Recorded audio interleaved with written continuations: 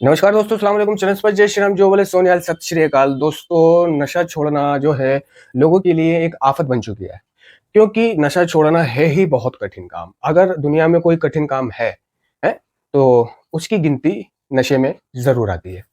कि नशा आदमी जब करता है तो करने से पहले उसको अंजाम का पता नहीं होता।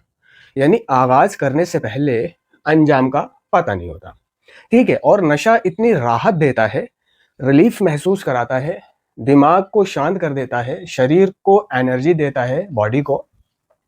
वो पूरी तरह से इस दुनिया से उस दुनिया में अपने आप को महसूस करता है।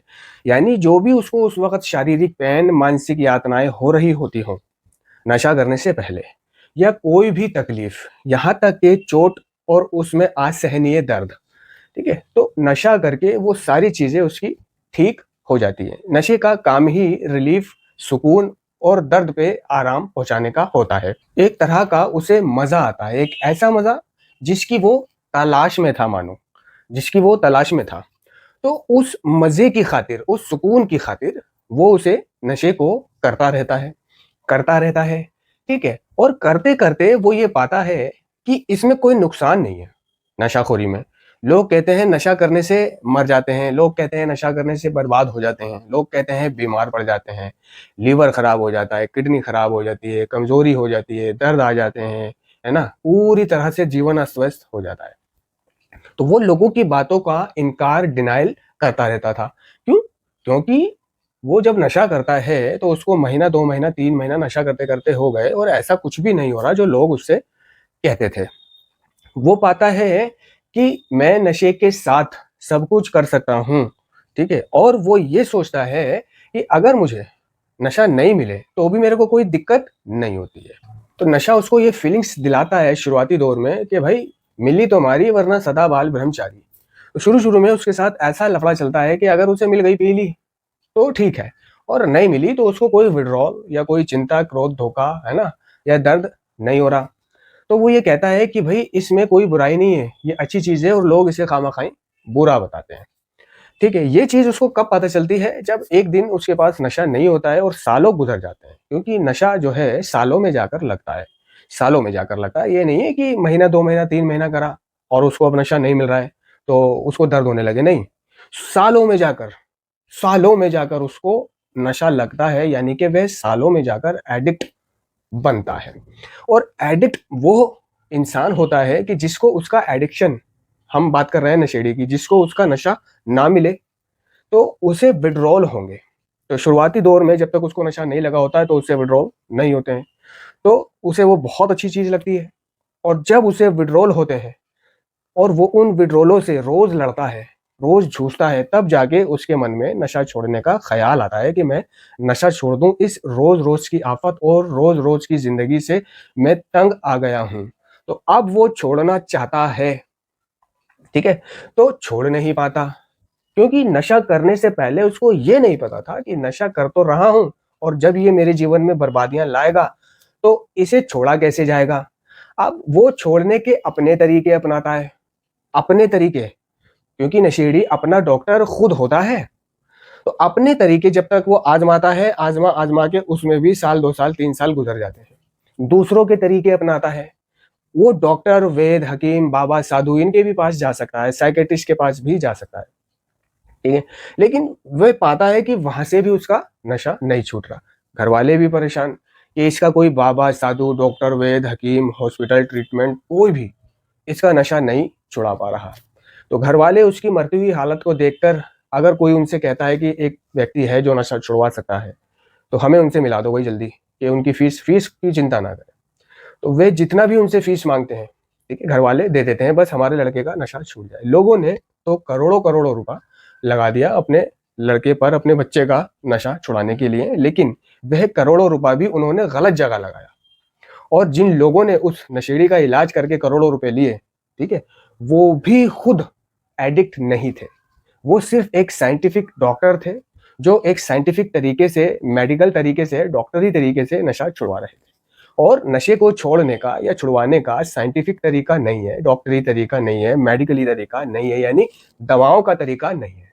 नशा छोड़ने के लिए अगर कोई डॉक्टर, वैद्य, हकीम, बाबा, साधु आपसे कहता है कि वो नशा छुड़वाता है, तो वो सिर्फ आपके इमोशन का फ़ायदा उठाना चाहता है। ठीक है? वर्ल्ड हेल्थ ऑर्गेनाइज़ेशन ने यानी डब्ल्यूएचओ ने, विश्व स्वास्थ्य संगठन ने इस बात को, है ना, घोषित कर दिया कि एडिक्शन या नशा एक शारीरिक, मानसिक और आध्यात्मिक लाइलाज बीमारी है। ठीक है? इसके पहले यूएसए ने, है ना, यूएसए ने यानी America, United state of America ने इसको बीमारी घोषित किया, है ना? यानी जो अमेरिका ने भी जिस चीज को बीमारी घोषित कर दिया, एडिक्शन को, और कौन सी बीमारी? ला इलाज बीमारी, ला इलाज बीमारी। ठीक है ना? बड़े बड़े लोग, अगर उन्हें हिंदुस्तान में अपने औलाद का, बेटे का, पति का इलाज सही नहीं जम रहा होता है, वहां से फायदा नहीं हो रहा होता है, तो वो पैसे के दम पर उसे ज्यादा से ज्यादा अमेरिका ले जाते हैं, क्योंकि वहां सबसे अच्छा डॉक्टर और ट्रीटमेंट हो सकता है। अगर अमेरिका में भी नहीं हुआ तो फिर कोई जगह नहीं बची।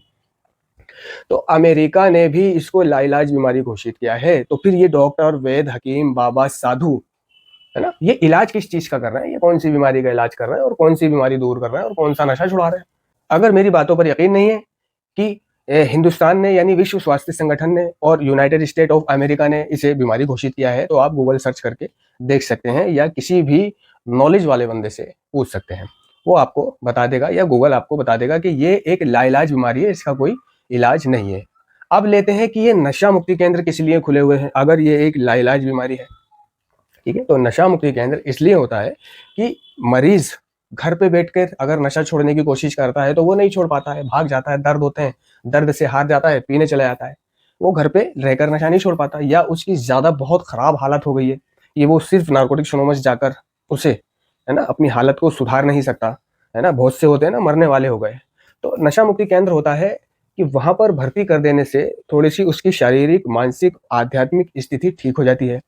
उसको नशा छोड़ने के बारे में पता चल जाता है, उसको नशे से हो रही हानियों का पता चल जाता है, उसको माँ-बाप, प्यार, परवाह, चिंता, रिश्तों का एहसास हो जाता है, उसका बिगड़ा हुआ शरीर थोड़ा ठीक होने लग जाता है, उसकी थोड़ी मानसिकता ठीक होने लग जाती है, यानी उसकी जागरूकता होने लग जाती है। वो एक टाइम टेबल में आने लग जाता है, वो खाने लग जाता है, वो पीने लग जाता है, वो अपनी सेल्फ केयर, अपने काम खुद करने लग जाता है। यानी एक इंसान को जो करना चाहिए वहाँ पर वो सिखाया जाता है, यानी रिहैबिलिटेशन, पुनर्वास किया जाता है उसका। उसको खाना नहीं आता, उसको पीना नहीं आता, उसको बात करना नहीं आता, उसको चलना नहीं आता, उसको मिलना नहीं आता, है ना? उसको ठीक से बैठना नहीं आता, ठीक है? तो वह चीज़ें उसकी वहाँ पर ठीक कराई जाती हैं और शारीरिक स्थिति ठीक हो गई, नशा नहीं मिला, समझ में थोड़ा आ गया कि नशा छूट तो गया है लेकिन अब छोड़े कैसे रखना है, ठीक है? अब वो बिल्कुल फिट फॉर हो गया है, यानी प्रिपेयर हो गया है। यानी नशा छोड़े रखने के लिए उसे प्रिपेयर कर देता है नशा मुक्ति केंद्र। अब ये उसके ऊपर बात है कि वो बाहर आने के बाद जो वहाँ उसने सीखा है उसे अमल में लाता है या अपना दिमाग चलाता है। ठीक है? जो सीखा है उसे सीखकर आज के दिन नशा नहीं करता है, आज के दिन मीटिंग करता है, ठीक है? प्रार्थना करता है सोने से पहले, उठने के बाद, या फिर अपना दिमाग चलाता है कि पहले मैं ज़्यादा पीता था, अब कम पीऊँगा। प्रॉब्लम ज़्यादा पीता था तो सामने आती थी। वसूली ज़्यादा पीने में होती थी, कम पीने में नहीं होती थी। प्रॉब्लम दूसरा नशा करने में नहीं होती थी, मैन नशा करने में होती थी। दूसरा नशा यानी ड्रग ऑफ चॉइस लेने जाने में ज़्यादा पैसों की ज़रूरत पड़ती थी, ज़्यादा समय की ज़रूरत पड़ती थी और वो दुगनी तेज़ी से मारता भी था। ठीक है? लेकिन सेकेंडरी नशा लेने जाने के लिए नज़दीक भी मिल जाता है, पैसे भी ज़्यादा खर्च नहीं होते हैं, घर में भी कर लेता हूँ, छत पे भी कर लेता हूँ, बाहर भी कर लेता हूँ। ठीक है? और ये टैबलेट वगैरह नज़दीकी केमिस्ट से मिल जाती हैं, इसमें ज़्यादा पैसे का इंतज़ाम भी नहीं करना पड़ता है। तो वो इस तरह से दिमाग चलाता है कि प्रॉब्लम ड्रग ऑफ चॉइस में थी, नॉन ड्रग ऑफ चॉइस में नहीं है। क्योंकि जब भी वो पहले ड्रग ऑफ चॉइस पीता था तो वो याद करता है कि हालत उसकी ड्रग ऑफ चॉइस खराब करती थी, दम शम ओली गोली ये उसकी उतनी हालत खराब नहीं करती थी कि बिल्कुल ही वो बिस्तर पे पड़ जाए और विड्रोलो में आ जाए। तो वो बाहर आकर ऐसा दिमाग नहीं चलाता है, वो उसको बीमारी मानता है, तो बचा रहेगा कि ये एक बीमारी है भाई, अगर मैंने बाहर आकर नशा किया तो मैं चालू हो जाऊंगा। अगर ये उसने सीखा है और इस सीखे हुए को अमल में ला रहा है तो बचा रहेगा। पहला नशा ही फिर से वही जानलेवा चक्कर शुरू कर देगा, है ना? तो वो बचा रहेगा अगर इस बात को वो समझता है। अगर वो इस बात को समझ के आया है कि नशा मेरी किसी समस्या का समाधान नहीं है ना? और मुझे मीटिंग करनी है, मुझे अकेले नहीं रहना है, मुझे पुराने दोस्तों में नहीं जाना है, मुझे पुराने ताल्लुक खत्म कर देने हैं, मुझे अपनी पुरानी सोचने के तरीके को बदलना है, मुझे अपने व्यवहार को बदलना है, मुझे सेल्फ सपोर्ट बनना है, मुझे आगे बढ़ना है, उसके लिए मुझे सीखना पड़ेगा, मुझे कुछ पता नहीं है ना? और सीखने के लिए, जानने के लिए मुझे नारकोटिक्स एनोनिमस की सहायता की ज़रूरत पड़ेगी, है ना? एक ऐसे सहायता ग्रुप की ज़रूरत पड़ेगी जहाँ पर मैं अपनी बात को कह सकूँ, जहाँ मुझे आध्यात्मिक सिद्धांतों का खजाना मिलेगा, जहाँ से मुझे नशा छोड़ने के लिए, छोड़े रखने के लिए बल, आशा और हिम्मत मिलेगी, जहाँ मुझे मेरे सवालों के जवाब मिलेंगे, जहाँ मुझे मेरी समस्याओं का समाधान मिलेगा। तो अगर वो बाहर आकर अपना दिमाग नहीं चलाता है और किसी की ना सुनते हुए, किसी की ना मानते हुए, किसी के रोकने से ना रुकने पर वो मीटिंग्स करता है, क्योंकि उसे मीटिंग्स की प्रायोरिटी पता चल जाती है, प्राथमिकता। हमारे परिवार को मीटिंगों की प्राथमिकताएं नहीं पता होती है, ठीक है? ये हमें ही उन्हें बताना पड़ता है। अपने माँ-बाप को हमें ही बताना पड़ता है कि मीटिंगें हमारे लिए क्या है, हमारे लिए मीटिंगें कितनी ज़रूरी है ना? ये हमें बताना पड़ता है, तब जाके उन्हें पता चलता है। या तो फिर ऐसा करना पड़ता है कि उन्हें खुद ही समझ आ जाता है कि मीटिंग इसके लिए क्या काम करती है। वो देखते हैं कि भई ये मीटिंग जाता है और तो बहुत चिड़चिड़ेपन में जाता है, और जब आता है तो वहाँ से नॉर्मल होता है। हँसता रहता है, बोलता रहता है, खाता-पीता है, अपना आराम से शांतिपूर्वक सो-सा जाता है। लेकिन जब ये घर पे होता है, तो काफ़ी प्रॉब्लम हो रही होती है उसको, है ना? ये थोड़ा चिड़चिड़ा भी होता है, थोड़ा इसको सहन भी नहीं हो रहा होता है, कुछ बोलता भी रहता है, करता भी रहता है, गड़बड़ बड़बड़ाता भी रहता है ना? लेकिन वो देखते हैं जब ये मीटिंग से आता है, तो वह चीज़ें उसमें मीटिंग जाने से पहले जो पाई जाती थी, वो मीटिंग से आने के बाद नहीं पाई जाती हैं। तो वो समझ जाते हैं, और वो ये भी समझ जाते हैं कि ये पहले हर बार नशा कर लेता था।